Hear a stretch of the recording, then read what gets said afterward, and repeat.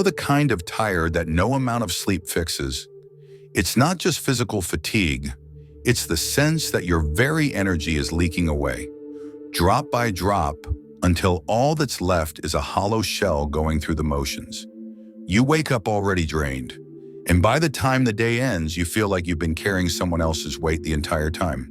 It creeps in quietly.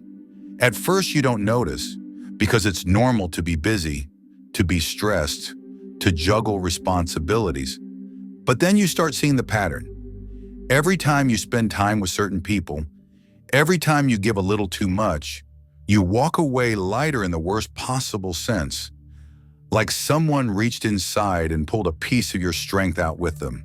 You try to explain it, but the words sound vague. I feel used. I feel empty. I just don't have anything left. And the people around you may not understand, because from the outside you look the same. You're still showing up, still doing what's expected.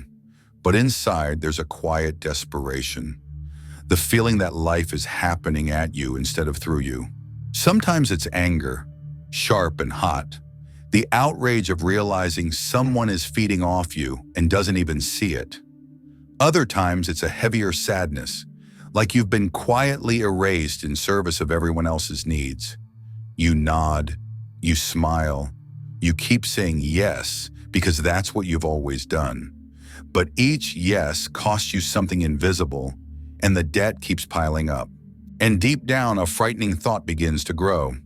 Maybe this emptiness is just who I am now. Maybe this is adulthood. Giving, giving, giving until there's nothing left. That thought is the heaviest weight of all because it tells you there's no way out. But here's the truth. That emptiness isn't weakness.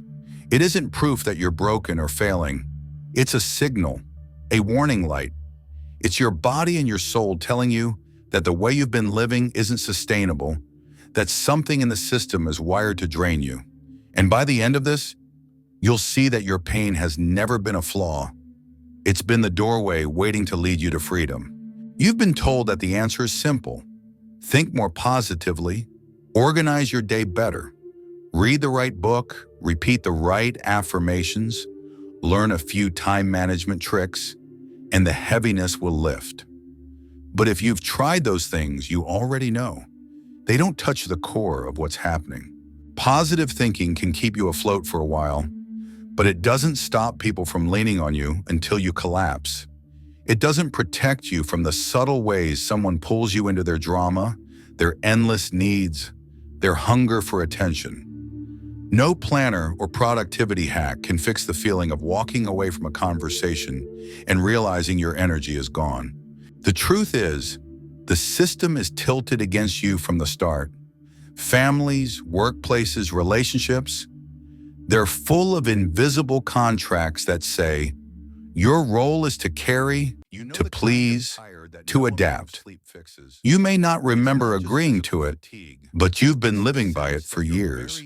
That's why you can give your best effort, follow every rule, and still feel like you're running on fumes. Hidden beneath the surface are dynamics no motivational book ever mentions. Codependency, the way you've been taught that your worth comes from meeting other people's needs. Manipulation, subtle tactics that make you question your own reality so you'll hand over your energy more easily. Old parental scripts, voices in your head whispering that saying no makes you selfish, that standing up for yourself means you'll be abandoned. And so you keep trying harder, thinking the problem must be you. But the truth is, you've been playing a game that was rigged from the start. You've been bleeding energy into a system designed to take it. And the more you try to fix yourself with shallow advice, the deeper the trap pulls you in. You haven't failed. You've been set up, and once you see that, everything changes. The hardest realization is this. Your energy doesn't leak because you're weak. It drains because, without noticing, you've been giving silent permission for others to plug into your most vulnerable places. Every time you bend your boundaries to keep the peace, every time you swallow your no to avoid conflict, every time you explain yourself just to be understood, a part of your strength slips away. It's not that you want this. It's that deep inside, something in you still believes you have to. That love is earned through sacrifice.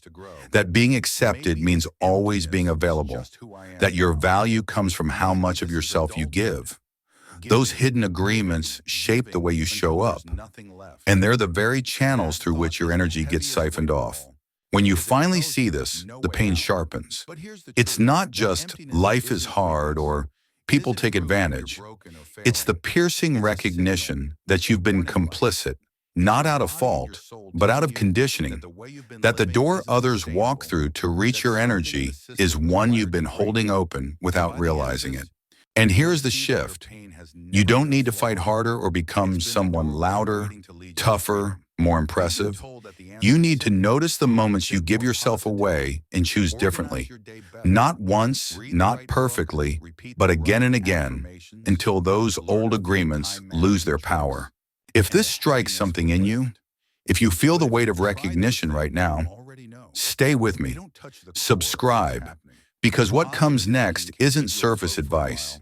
It's the deeper work of closing those open doors and finally keeping your energy where it belongs, with you.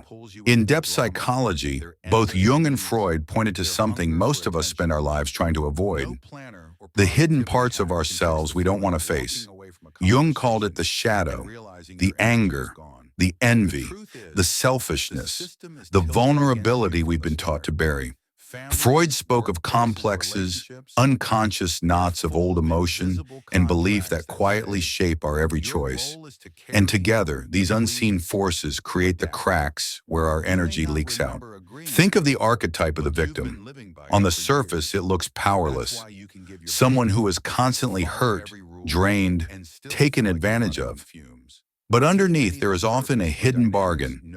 If I stay small, if I keep suffering, maybe I'll finally be cared for. Then there's the rescuer archetype, the one who pours themselves into fixing others, believing that their worth comes from saving someone else. Both roles look different, but both open the same door. Your strength flows outward, feeding a cycle that never ends. The paradox is brutal. You may spend your life trying to avoid your darker feelings, resentment, rage, the desire to say no. But by denying them, you hand over even more of your power. Because every time you refuse to acknowledge your shadow, someone else will sense it and step right into the space you've abandoned. The colleague who always piles their work on you. The friend who calls only when they need something. The partner who takes your patience as a license to demand more. Energy leaks not because you don't fight hard enough, but because you're fighting the wrong battle. You're wrestling the parts of yourself you don't want to admit are there, instead of integrating them. The anger you reject could have been the boundary that protected you. The sadness you hide could have been the signal that you needed rest. The fear you bury could have been the wisdom that said, don't go further down this path. The way out isn't pretending these emotions don't exist. It's turning toward them. Meeting your own darkness, not to indulge it, but to learn from it.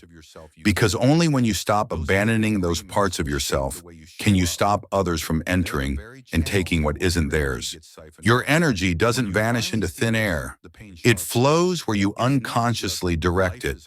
And the moment you begin to reclaim the pieces of yourself you've left in the shadows, you also reclaim the strength no one else has the right to touch. Begin with your body, because that's where energy loss shows up first. When someone pushes into your space or manipulates you, notice what happens physically.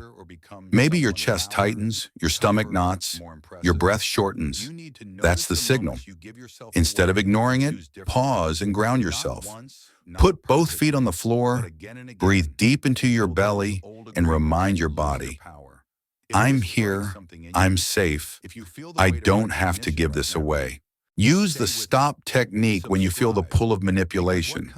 The moment you sense guilt, pressure, or the urge to justify yourself, silently say stop. That single word can interrupt the spiral long enough for you to choose a different response. You don't need to explain, argue, or defend. Sometimes the strongest move is to hold your ground in silence. Practice naming the darker emotions instead of burying them. If you feel anger rising, acknowledge it. I'm angry because my boundary is being crossed. If envy shows up, name it without shame. I wish I had that. And that longing tells me something about what I need. When you bring these feelings into awareness, they stop leaking power in the background. Rebuild your boundaries in small, consistent ways. Say no to things that drain you, even if it feels uncomfortable. Let a message wait instead of answering immediately. Decline to justify yourself when you know your choice is right. Each time you hold a boundary, you teach your nervous system that your energy belongs to you. And remember, the goal isn't to win every battle or shut people out. It's to stop bleeding strength into places that don't deserve it. It's to walk away from conversations, relationships, and responsibilities with your energy intact. Now it's your turn. Share in the comments which of these steps you're going to practice first. Your story might be the spark that helps someone else take their own power back. Energy doesn't stop leaking when you finally become tougher or louder. It stops when you stop hiding from yourself. The real turning point comes the moment you choose to face the parts you've been avoiding. The fear, the anger, the grief you thought made you weak. Because once you meet them, they stop being cracks in your armor and start becoming the ground you stand on. That's when everything begins to shift. You no longer walk into a room already bracing for who might drain you. You don't hand over your strength by default, hoping others will treat it with care. You stand in your own presence, not because you're flawless, but because you're whole, shadow and all. It's not easy. There will be days when you slip back, when old patterns take over, when you feel the familiar emptiness tugging at you again. But now you'll know what it means. You'll know it's not proof of weakness. It's the reminder to return to yourself. And as you practice, something remarkable happens. The same people, the same situations that once left you hollow, lose their power. Not because they've changed, but because the doorway they used to enter is closed. You still feel, you still care, but you no longer bleed for it. This is what freedom looks like.